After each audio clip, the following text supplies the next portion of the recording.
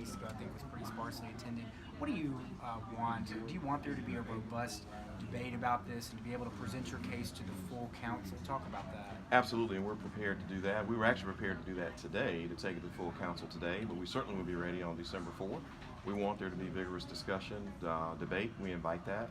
We've actually began this process back in September, and so we put this out there beginning early September. So for the last 2.5, almost 3 months now, we've been talking about our plan. We've actually had this in front of the committee for probably the last two or three committees back. So we've had some, I think, good conversation, ready for it to get in front of the full council. JT, again, to the naysayers about these rate increases, you've been pretty adamant about this. Why is this necessary? Well, there's a choice we have to make, and we had to decide whether or not we were going to try to move forward and make improvements without any. We looked at it, how do we do this without having any rate increases? And that pretty quickly became obvious that we could not achieve what we believe our customers desire. In the last 8 months that I've been here, we have been getting constant feedback regarding reliability issues and the challenges on our system.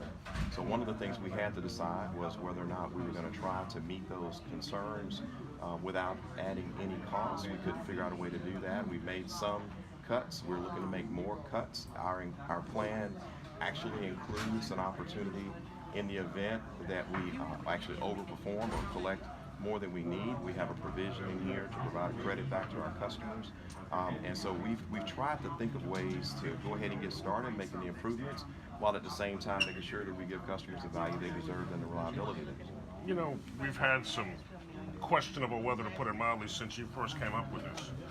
When that weather comes in, do you worry? Absolutely, I'm concerned even when there's not bad weather.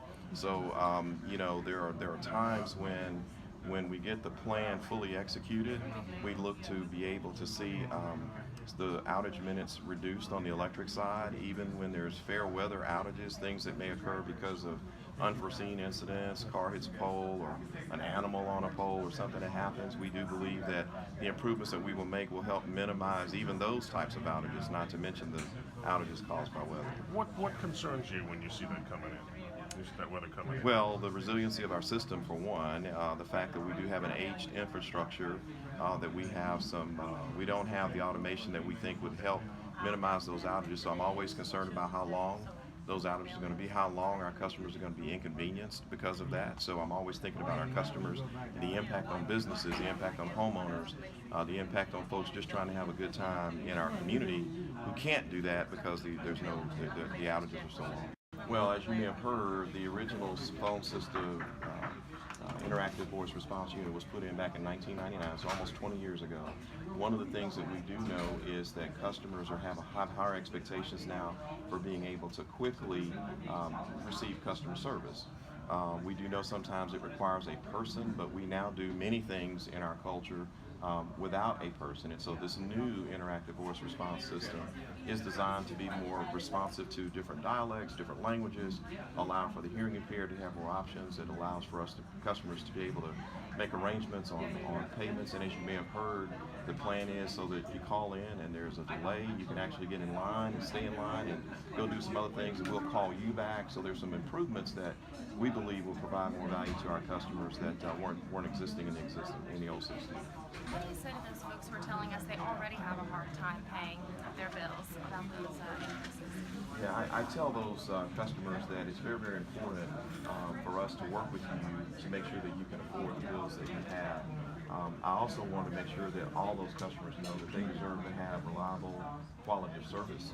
And then in order for us to do that, we have to make these investments because they're disproportionately impacted when there are outages because they have to deal with things maybe that a person of means doesn't have to deal with. And so what I would say to those people is that we're trying to work hard to make sure that, number one, you have reliable service, and secondly, that we continue to increase the opportunities and programs that we have to help them make those payments, whether it's additional arrangements. We have a litany of programs we've got in our presentation that are existing for those customers to help them bridge the gap that they have in terms of financially being able to afford the energy